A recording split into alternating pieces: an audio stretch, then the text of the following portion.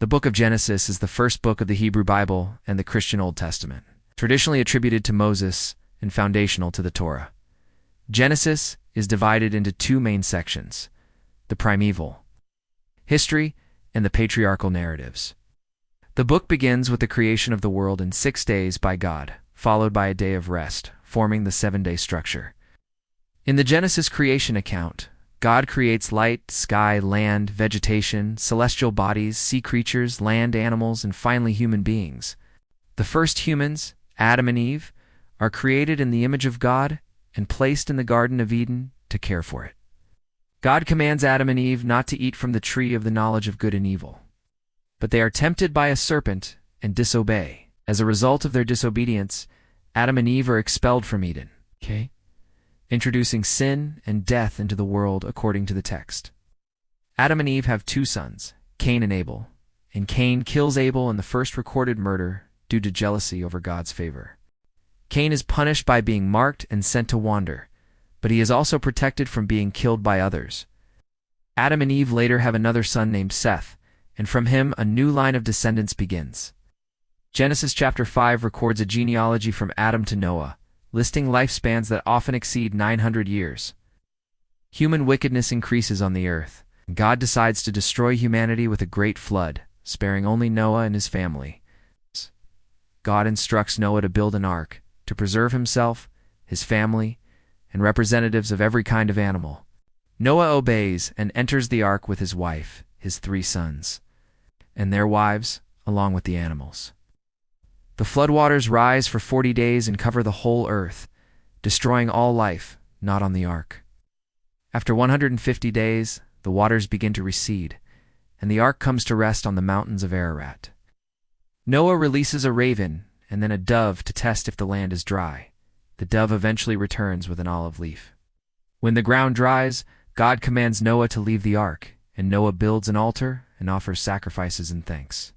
God makes a covenant with Noah, promising never again to destroy the earth with a flood and setting the rainbow as a sign. Noah's sons become the ancestors of all nations, with Genesis chapter 10 outlining the table of nations. Ham's son Canaan is cursed by Noah after an incident involving Noah's drunkenness and Ham's disrespect. Humanity unites to build a tower in the land of Shinar to reach the heavens, but God confuses their languages and scatters them, creating many nations. This event is called the Tower of Babel and is used to explain the origin of different languages and cultures. Genesis chapter 11 includes a genealogy from Shem to Abram, showing the lineage leading to the patriarchal stories. Abram, later named Abraham, is called by God to leave his homeland and travel to a new land, which will be given to his descendants. God makes a covenant with Abram, promising him many descendants, land, and that he will be a blessing to all nations. Abram travels with his wife Sarai and his nephew Lot to the land of Canaan. During a famine, Abram goes to Egypt where he presents Sarai as his sister to protect himself, which leads to conflict with Pharaoh. Abram and Lot part ways due to their growing herds, and Lot settles near Sodom while Abram remains in Canaan. God promises Abram that his descendants will be as numerous as the stars, and gives him the land from the Nile to the Euphrates. Abram has a son named Ishmael with Hagar, Sarah's Egyptian servant, due to Sarah's initial infertility. God establishes circumcision as the sign of his covenant with Abraham and changes his name from Abram to Abraham. God tells Abraham that Sarah will bear a son named Isaac, and through him the covenant will continue. Abraham pleads with God to spare the cities of Sodom and Gomorrah, if righteous people are found within them. 2 angels visit Lot in Sodom and warn him to flee with his family before the cities are destroyed for their wickedness.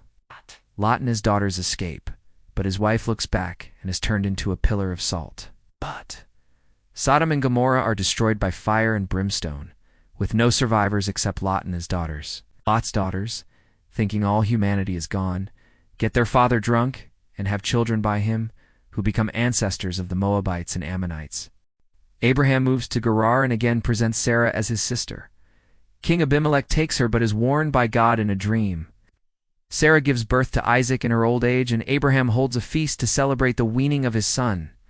Sarah demands that Hagar and Ishmael be sent away, and though Abraham is distressed, God assures him that Ishmael will also become a nation. God tests Abraham by commanding him to sacrifice Isaac, but an angel intervenes at the last moment and provides a ram instead.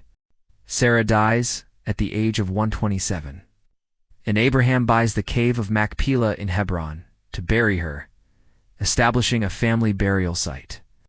Abraham sends his servant to Mesopotamia to find a wife for Isaac, who is led by God to Rebekah at a well. Rebekah agrees to return and marry Isaac, and they are married upon her arrival in Canaan. Abraham dies at the age of 175 and is buried by his sons Isaac and Ishmael beside Sarah in the family tomb. Isaac and Rebekah have twin sons, Esau and Jacob, with Esau born first, but Jacob later receiving the birthright and blessing. Esau sells his birthright to Jacob for a bowl of stew, and later Jacob deceives Isaac into giving him the blessing meant for Esau. Jacob flees to his uncle Laban's house in Haran to escape Esau's anger and ends up working there for many years. Jacob falls in love with Rachel but is tricked into marrying her sister Leah first, and then works more years to marry Rachel as well. Jacob ends up with two wives, Leah and Rachel, as well as their maidservants Zilpah and Bilhah, who all bear him sons, forming the basis of the 12 tribes of Israel. Leah bears Jacob several sons, including Reuben, Simeon, Levi, and Judah, while Rachel initially remains barren. Rachel gives her servant Bilhah to Jacob, who bears Dan and Naphtali, and Leah does the same with Zilpah, who bears Gad and Asher. Eventually, Rachel gives birth to Joseph and later Benjamin, but she dies giving birth to him sadly. Jacob prospers under Laban, but eventually decides to return to Canaan with his wives, children, and livestock. Before meeting Esau again, Jacob wrestles with a mysterious man through the night and is renamed Israel by this figure. Jacob and Esau reconcile peacefully when they meet again, though they eventually settle in different regions. Jacob's daughter Dinah is defiled by Shechem, a local prince, leading to a violent retaliation by her brothers Simeon and Levi.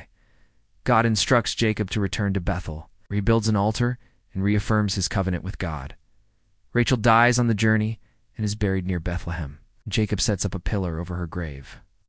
Reuben, Jacob's firstborn, sleeps with Bilhah, his father's concubine, an act that later causes him to lose his birthright.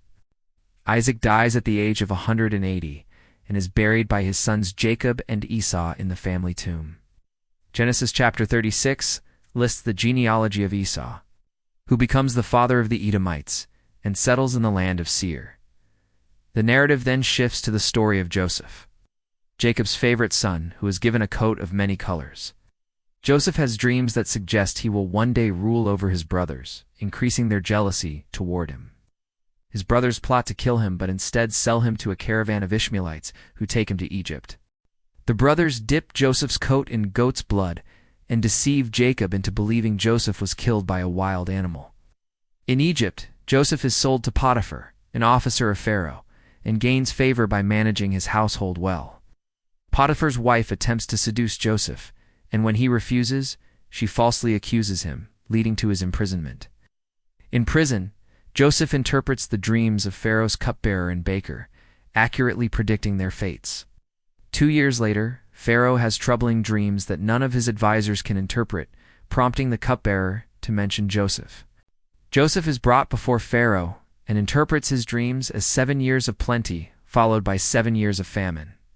Impressed by his wisdom, Pharaoh makes Joseph second in command over Egypt to prepare for the coming famine. Joseph stores grain during the 7 years of abundance, allowing Egypt to survive the severe famine that follows. The famine spreads beyond Egypt, bringing Jacob's sons to Egypt to buy grain without knowing they are dealing with their brother. Joseph recognizes his brothers but hides his identity, testing their character through a series of events. He accuses them of being spies and demands they bring their youngest brother Benjamin to prove their honesty.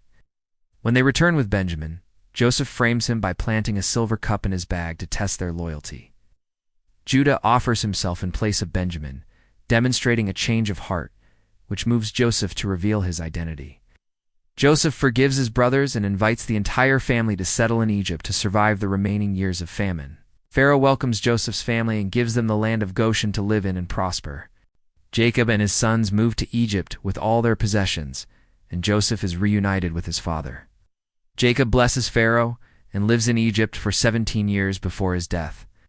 Before dying, Jacob blesses each of his 12 sons, giving prophetic insights into the future of their descendants.